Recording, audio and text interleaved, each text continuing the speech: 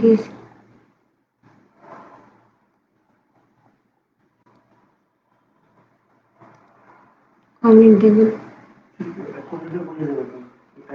আমি engineer Selima Khatun, instructor civil, Sylhet polytechnic institute, Sylhet.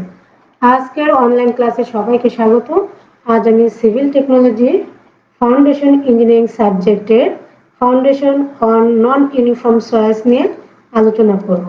আজকের আলোচনার প্রধান অংশগুলো হলো অসমরূপ মাটির সংজ্ঞা, শক্ত মাটির উপরে নরম বা আলগা মাটির স্তর সম্পর্কে জানা, নরম মাটির স্তরের উপর অনমনীয় বা শক্ত মাটির স্তর সম্পর্কে আলোচনা করা, পর্যায়ক্রমে নরম ও শক্ত মাটির স্তরের আচরণ সম্পর্কে জানা, অনিয়মিত বা পরিবর্তনশীল মাটির স্তূপের আচরণ, অসমরূপ মাটিতে ঢালের খনন এবং স্থিতিশীলতা। অসমরূপ মাটি অর্থাৎ একই রূপ না, তাহলে এর মধ্যে বিভিন্ন রূপ রয়েছে, বিভিন্ন অংশ রয়েছে। তাহলে এই অংশগুলোর মধ্যে বিভিন্ন পার্টিকেল গুলো আগে আমরা দেখে নিই। এখানে মূলত সয়েলের মধ্যে থাকে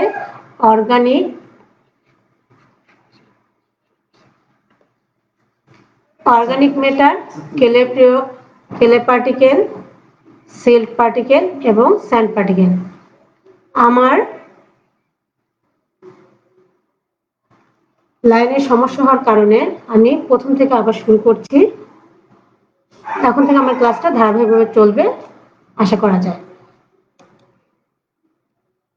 এবার আসি আমরা সয়েল পার্টিকেল যে স্ট্রাকচার থাকে সেই স্ট্রাকচার গুলো বলছি। গ্রানুলার স্ট্রাকচার, এটি হলো ব্লকির মধ্যে থাকে সাধারণত অ্যাঙ্গুলার এবং সাব অ্যাঙ্গুলার, লেন্টিকুলার অর্থাৎ মসুরির দানার আকৃতির, প্লেটি ওয়েজ আকৃতির। ছবিটা খুব ভালো করে আমরা লেন্টিকুলার এবং ওয়েজ এই দুটি শব্দ আবারও আসবে, একটু ভালো করে লক্ষ্য করি।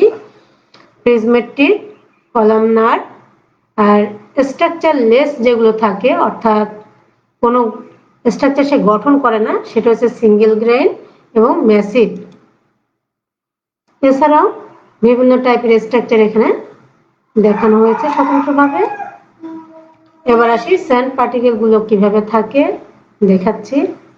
এবং এখানে ক্লে পার্টিকেল গুলো ফ্ল্যাকি বা চ্যাপ্টা আকৃতির হয়ে থাকে এবং এরাও ছোট বড় মিলে ঘন সন্নিবেষ্ট হয়ে থাকে। এবার আমি শুরু করছি অসমরূপ মাটির সংজ্ঞা। সমরূপ নয় অর্থাৎ একই রকম নয়, সেই মাটিগুলোকে অসমরূপ বলছি। তাহলে একই রকম নয়, একই রকম কি থাকতে হবে? সয়েল পার্টিকেল গুলোকে একই রকম থাকতে হবে এবং তাদের আচরণ ও বৈশিষ্ট্যগুলো একই রকম থাকতে হবে, কিন্তু এই মাটির ক্ষেত্রে সেরকম নয়। আমরা এর আগের অধ্যায়ে আমরা পড়েছি কোহেসিভ সয়েল এবং নন কোহেসিভ সয়েল, তাই না? তাদের একটা নির্দিষ্ট বৈশিষ্ট্য ছিল, কিন্তু আজকের যে অধ্যায়টা আমরা আলোচনা করছি এখানে দুটোই বিদ্যমান, আবার একটি বিদ্যমান নয়, এরকমই একটা অবস্থা। যা কিনা বলা যায় এই ধরনের মাটির কিছু উপাদান বল প্রতিরোধক এবং অসংকোচনশীল। যখনই সে বল প্রতিরোধ করতে সক্ষম তখন সে আর সংকোচনশীল হবে না, তাই বলছি বল প্রতিরোধক এবং অসংকোচনশীল। এবং কিছু উপাদান আছে যেগুলো দুর্বল, যেহেতু সে বল প্রতিরোধ করতে সক্ষম নয়, সর্বদা সে সংকোচনশীল। এই দুই উপাদানের সমন্বয়ে গঠিত যে মাটি তাকে আমরা বলবো অসমরূপ মাটি। ভূনিম্নস্থ মাটিকে তুলনামূলকভাবে সুষম আকৃতির মনে করা হয়। অধিক গভীরতা অথবা সীমিত গভীরতা পর্যন্ত বিস্তৃত থাকে। বাস্তবিক পক্ষে মাটির এইরূপ সুষম অবস্থা সচরাচর পরিলক্ষিত হয় না। ভূনিম্নস্থ মাটি অধিকাংশই কম বা বেশি লেন্টিকুলার পদার্থ দ্বারা গঠিত হয়ে থাকে, যেটার ছবি আমি আগেই দেখিয়েছি। আদর্শ পেনিট্রেশন টেস্ট এবং সাধারণ ল্যাবরেটরি টেস্টের প্রাথমিক তথ্যাদির উপর ভিত্তি করেই বলা যায় ভূনিম্নস্থ মাটির কিছু অংশ পর্যাপ্ত শক্তিশালী এবং অসংকোচনশীল। এগুলো আমরা টেস্টের মাধ্যমে জেনে থাকি। এবার আমরা জানব নরম মাটি স্তরের নিচে শক্ত মাটি স্তর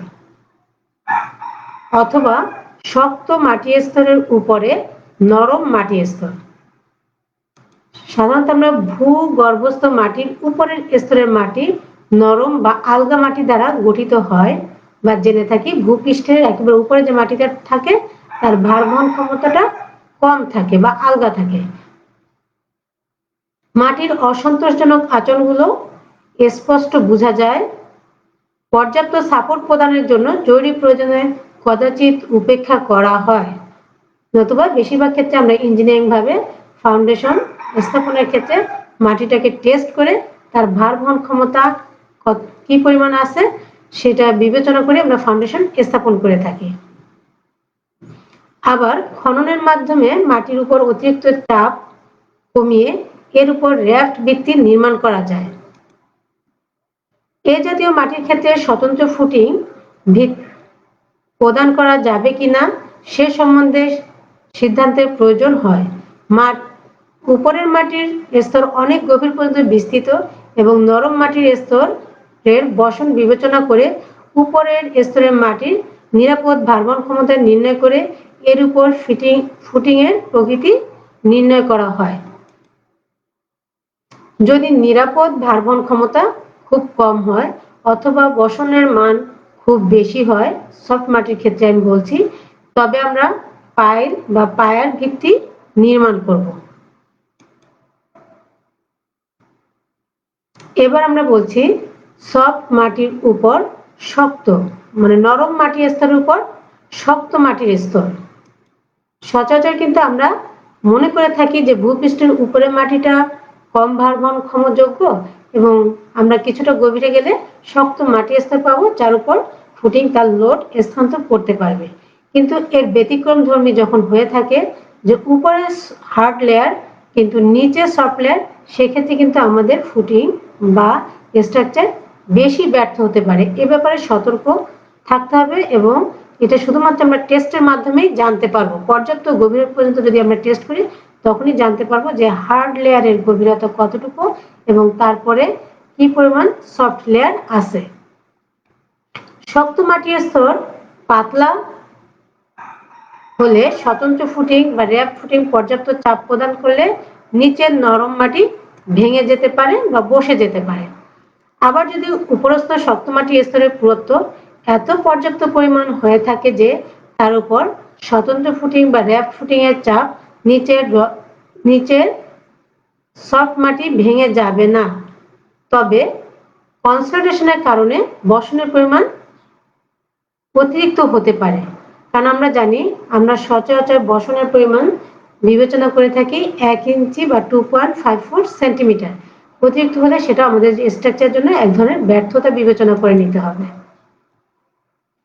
নরম মাটির উপর চাপের পরিমাণ নির্ণয় করে শক্ত মাটির স্তরের ব্যর্থতা প্রতিরোধের জন্য নিরাপদ সহগ হিসাব করতে হবে। নরম মাটির উপর সর্বোচ্চ প্রেসারের মান নরম মাটির নিরাপদ লোড বহন ক্ষমতা বেশি হবে না, অর্থাৎ এই মাটির লোড বহন ক্ষমতা যা আছে সেটাই উপর থেকে আসতে হবে বা ফ্যাক্টর অফ সেফটির মাধ্যমে সেই মানটাই দিতে হবে। এবার আসি সফট লেয়ারের উপর যদি হার্ড লেয়ার থাকে সেক্ষেত্রে আমরা কি ব্যবস্থা গ্রহণ করতে পারি। যেহেতু ফুটিং তার উপরস্থ কাঠামোর লোডটাকে তীব্রতার মাধ্যমে হার্ড লেয়ারে অর্থাৎ শক্ত মাটির স্তরের উপর ছড়িয়ে দেবে এবং শক্ত মাটি সেটা নরম মাটির উপর স্থানান্তরিত করবে। এক্ষেত্রে চাপের তীব্রতা যত কমানো যাবে অর্থাৎ মাটি যেন সহজে বহন করতে পারে সেটা করাই ভালো। এর জন্য আমরা কি করব, ফুটিং এর প্রস্থ যদি কম হয় বা 1 ফুটিং থেকে আরেক ফুটিং এর দূরত্ব যদি বেশি হয়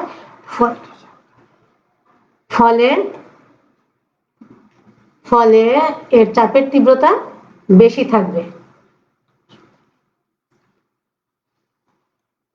চাপের তীব্রতা বেশি হবে। এর জন্য আমরা কি করব, আমাদের যদি পর্যাপ্ত জায়গা থাকে সেক্ষেত্রে ফুটিং এর প্রস্থটা বা ক্ষেত্রফলটা বাড়িয়ে দেব। ওভারঅল আমার শক্ত মাটির উপর চাপের তীব্রতা কমবে এবং সফট সয়েলের জন্য বহন করা সহজযোগ্য হবে।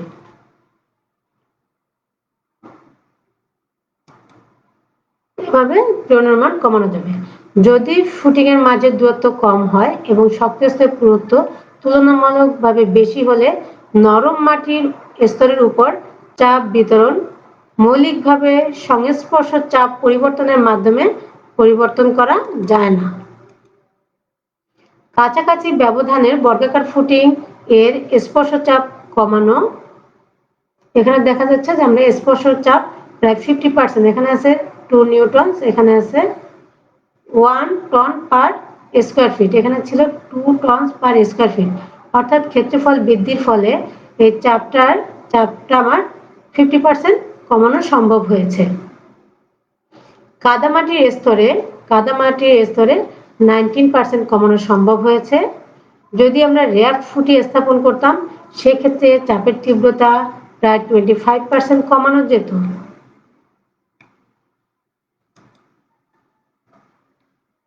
লোড পরীক্ষার ক্ষেত্রে কি ধরনের ত্রুটি হতে পারে?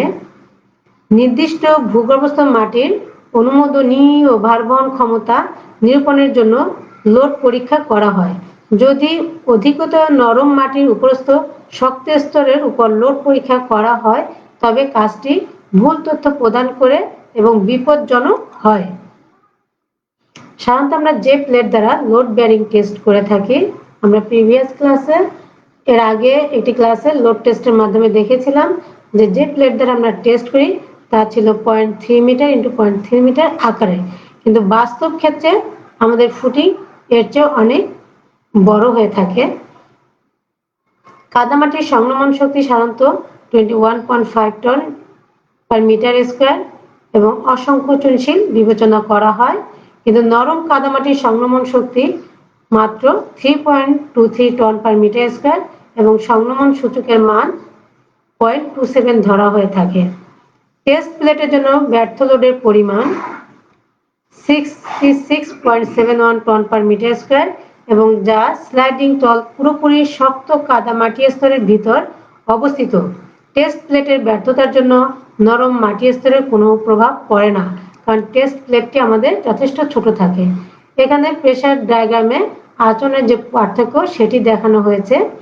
আমার উপরটা হয়েছে হার্ড সয়েল বা স্টিপ ক্লে এবং নিচেরটা হলো সফট ক্লে।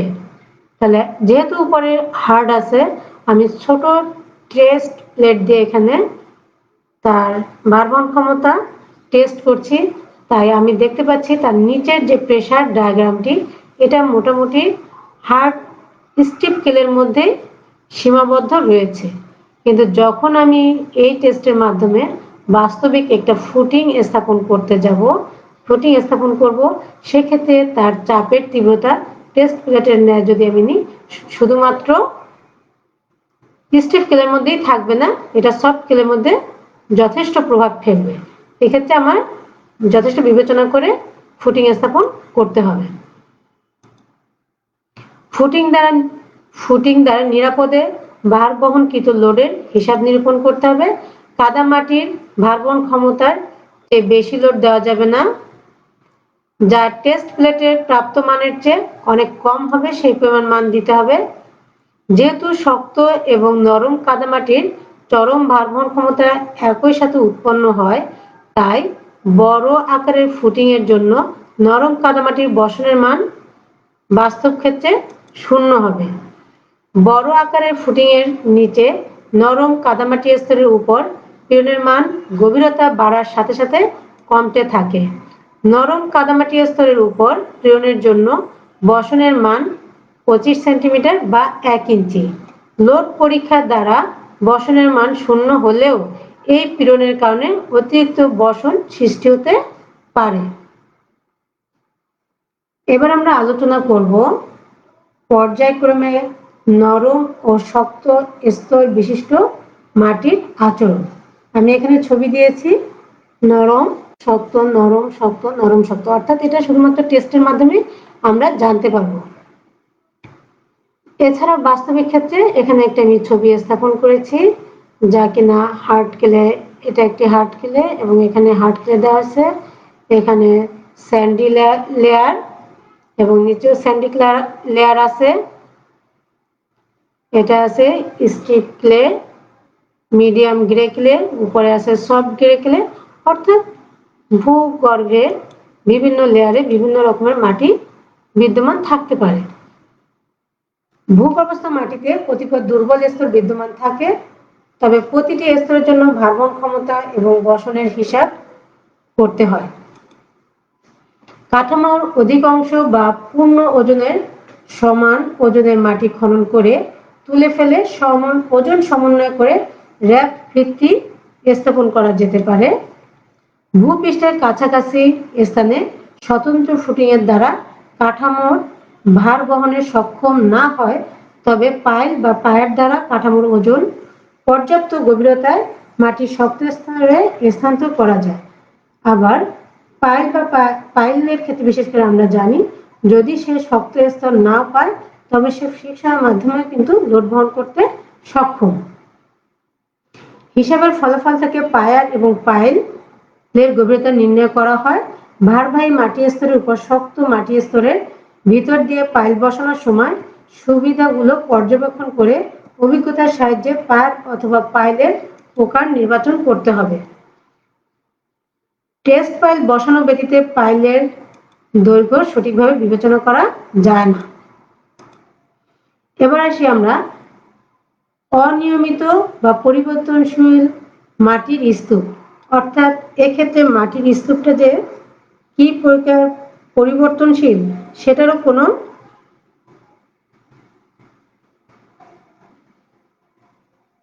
কি পরিবর্তনশীল সেটা বলা যাচ্ছে না, অর্থাৎ সেটা অনিয়মিতভাবে পরিবর্তনশীল, তাই না? এক্ষেত্রে দানাগুলো সাধারণত লেন্টিকুলার হয়ে থাকে এবং ওয়েজ আকৃতির কণা দ্বারা গঠিত হয়ে থাকে।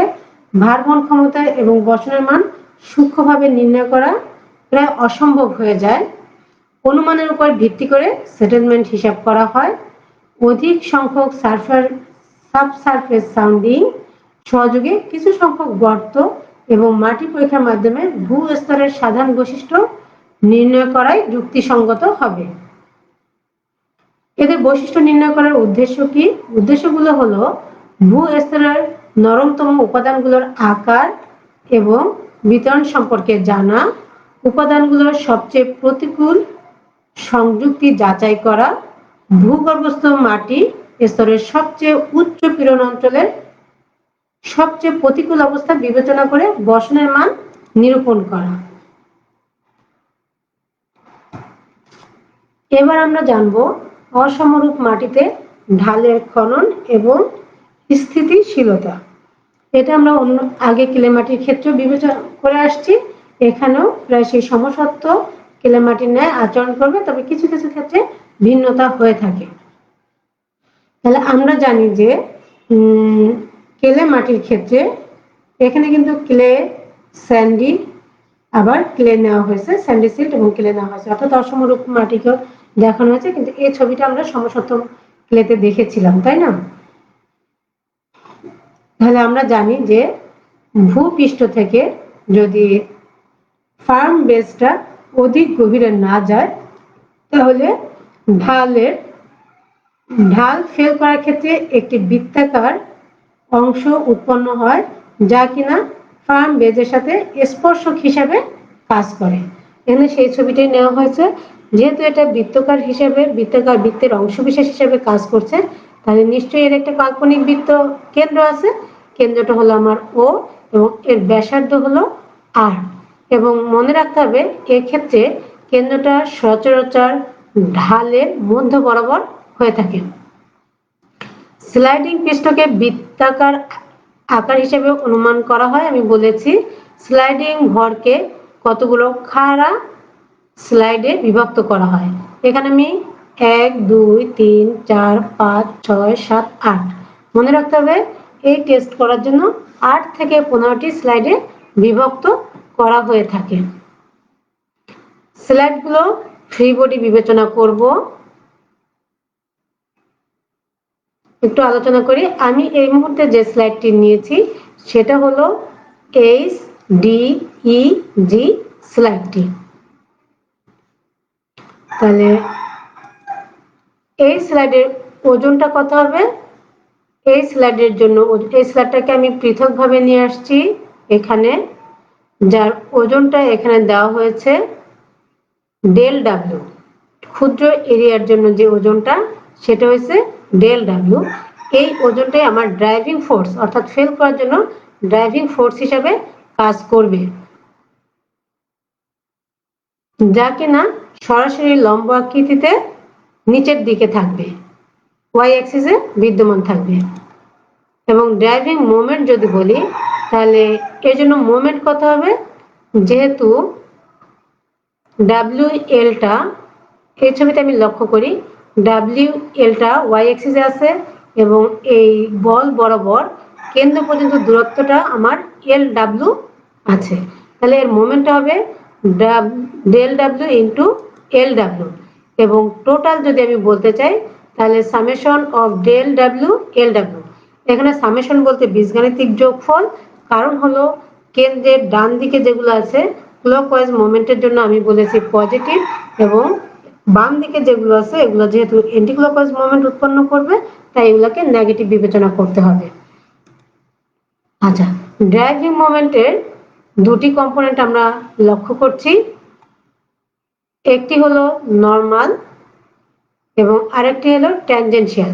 নরমাল কম্পোনেন্টকে ডেল এন দিয়ে এবং ট্যানজেনশিয়াল কম্পোনেন্টকে ডেল টি দিয়ে নির্দেশ করা হয়েছে।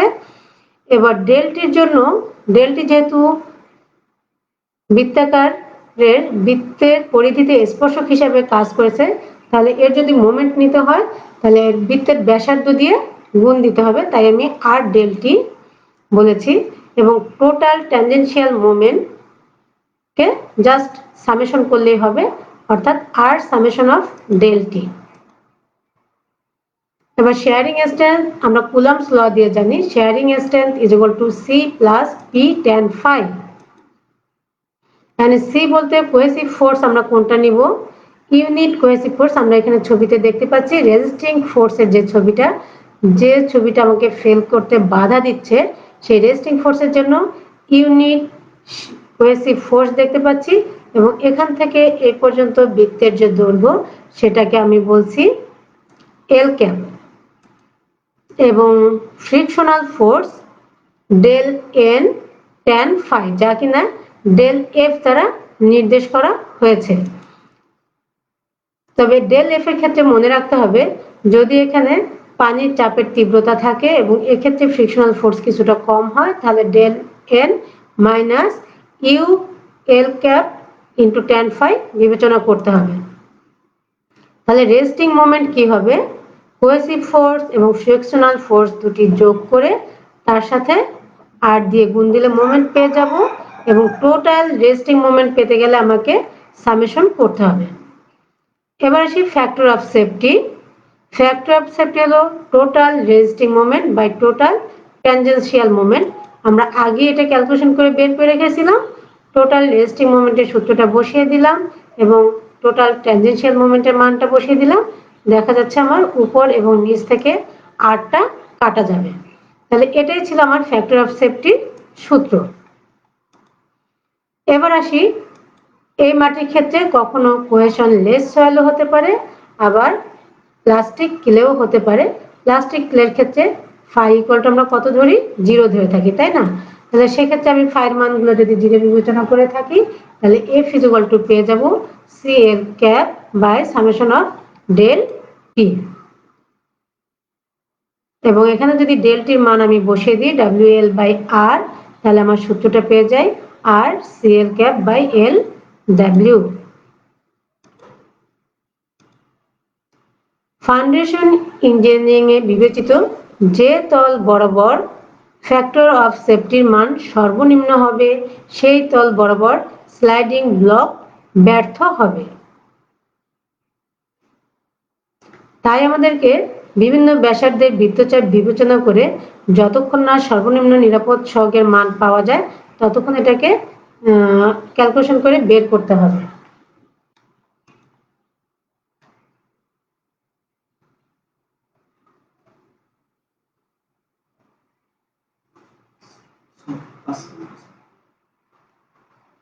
এবার আমি তোমাদের জন্য একটা ছোট্ট অঙ্ক দিয়েছি, পদ্ধতির সাহায্যে নিরাপদ সহগের মান নির্ণয় করতে হবে।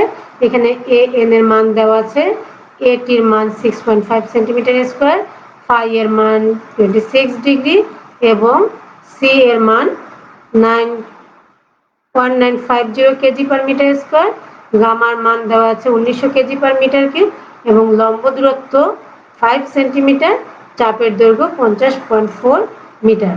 এটা করতে গেলে আমরা summation of del N equal to A N X square gamma বসাই, মানগুলো বসে ক্যালকুলেশন করলে আমি 403750 কেজি পেয়ে যাব এবং সামেশন অফ ডেলটির জন্য আমাকে করতে হবে এটি এক্স স্কোয়ার গামা, মানগুলো আমার দেওয়া ছিল, বসিয়ে এখানে আমি পেয়ে যাচ্ছি 308750 কেজি।